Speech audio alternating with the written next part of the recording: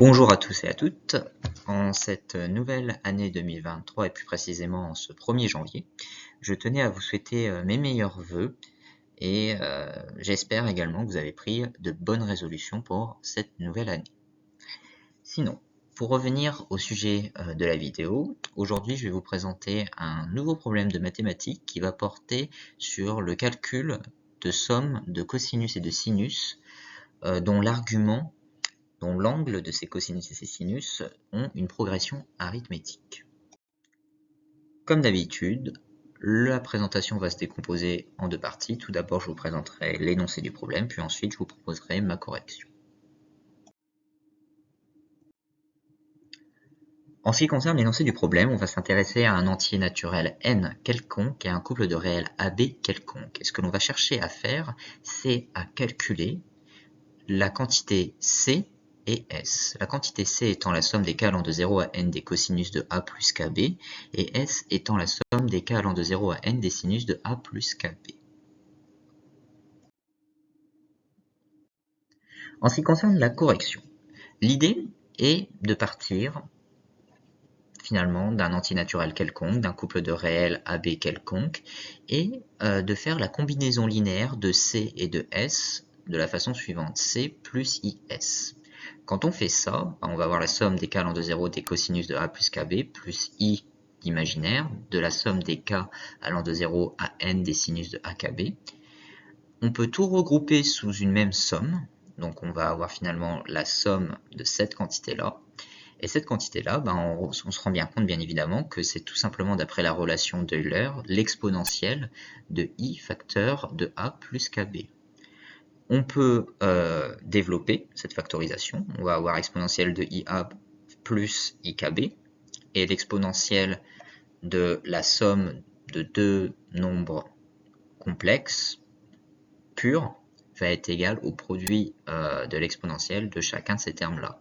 Ce qui va faire qu'on va avoir la somme des k allant de 0 à n d'exponentielle IA facteur d'exponentielle IKB. Étant donné que exponentielle IA est indépendant de l'index k, on peut le sortir de la somme comme on le fait ici. Et exponentielle IKB, c'est très exactement la même chose que de dire exponentielle IB puissance k. D'où ce résultat-là. Et là, on se rend compte qu'on va en fait avoir une somme de termes, c'est une somme en fait géométrique. Et on sait très bien que quand on fait une somme géométrique, on doit être vigilant finalement à la raison, qui ici est égale à exponentielle IB.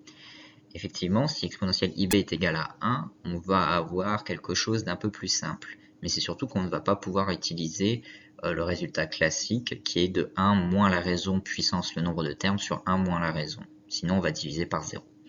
Donc, on va devoir discuter de la valeur de B pour déterminer cette expression-là. Donc le premier cas consiste tout simplement à dire que B va appartenir à l'ensemble de pi z, c'est-à-dire l'ensemble des x qui sont des réels, qui s'écrivent sous la forme de pi fois k avec k qui est un entier relatif.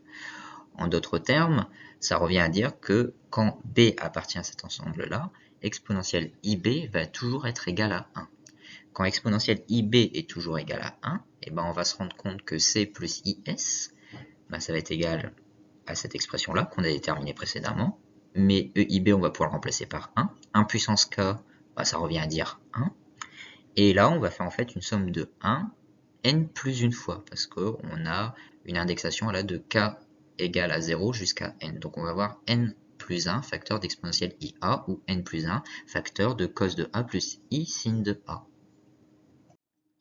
Une fois qu'on a ça, on se rend compte que pour tout entier naturel n, et pour tout réel A et pour tout réel B appartenant à l'ensemble de pi z précisément, donc c'est pas vraiment tous les réels, et on se rend compte que notre somme de cosinus ayant un argument qui a une progression arithmétique va être tout simplement la partie réelle de la quantité qu'on a calculée C plus IS, c'est-à-dire la partie réelle de n plus 1 facteur de exponentielle IA, donc c'est-à-dire n plus 1 facteur de cos de A.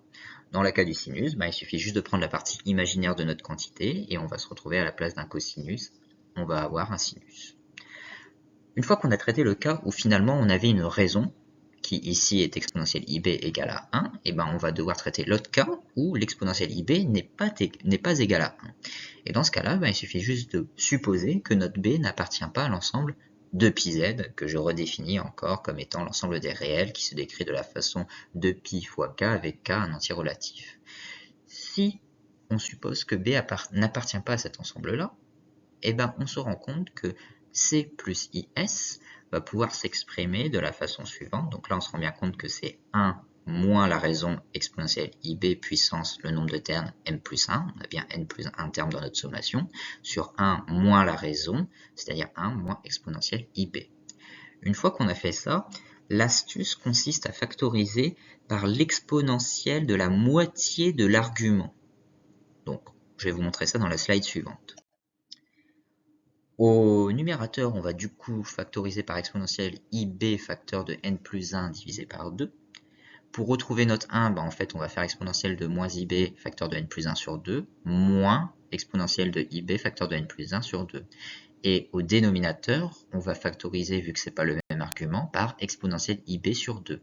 Pour retrouver le 1 ici, on va faire exponentielle de moins IB sur 2. Et là, pour retrouver exponentielle IB, on va tout simplement faire moins exponentielle IB sur 2. Là, on se rend compte qu'on peut simplifier cette expression. Tout simplement, on va avoir une compensation des exponentielles IB sur 2 au numérateur et au dénominateur. Et finalement, on va retrouver exponentielle IA facteur de exponentielle IBN sur 2, que l'on peut factoriser tout par I, et ce qui nous fait exponentielle de I facteur de A plus N fois B sur 2. Là, on se rend compte qu'en utilisant tout simplement la formule d'Euler, exponentielle ix avec x un réel, c'est égal à cos de x plus i sin de x, et on va se retrouver avec moins 2i sin de l'argument, c'est-à-dire n plus 1 fois b divisé par 2, et pareil au dénominateur, moins 2i sin b sur 2. On peut simplifier les moins 2i, les moins 2i, et là on peut utiliser la formule de Euler, pour dire tout simplement qu'exponentielle de i facteur de a plus n fois b sur 2, ça va être égal à cosinus de a plus n fois b sur 2 plus i facteur de sinus de a plus n fois b sur 2. Le tout fois cette quantité que nous avons simplifiée. Et bien là, on se rend compte que quand notre b n'appartient pas à l'ensemble 2πz, et ben c'est une quantité différente. On ne va pas avoir n plus 1 facteur de cos de a pour le c, pour la somme des cosinus, ou n plus 1 facteur de sin de a pour la somme des sinus, mais on va obtenir une quantité différente. Et pour faire ça, il suffit juste de raisonner de la même manière. On va prendre la partie réelle, et on va se rendre compte qu'en prenant la partie réelle, on va récupérer le cosinus et ce terme-là, ce qu'on a bien ici. Et pour la somme des sinus, on va tout simplement prendre la partie imaginaire, et donc on va récupérer le sinus ici, de la partie imaginaire, et cette partie-là, ce qu'on a bien ici. Donc, pour résumer, nous avons en fait ces résultats-là. C'est-à-dire que notre somme de cosinus et de sinus va finalement dépendre quand même de la valeur que B peut prendre. Et d'ailleurs, on se rend bien compte de manière assez intuitive que quand B est de la forme 2π fois k, on peut même, sans passer par tout ce qu'on a fait, deviner l'expression finale. C'est-à-dire qu'on va avoir cosinus de A plus 2π fois k.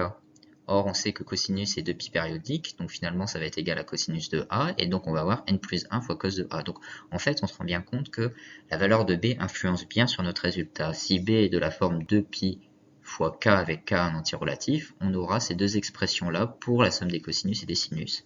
Si B est un réel mais différent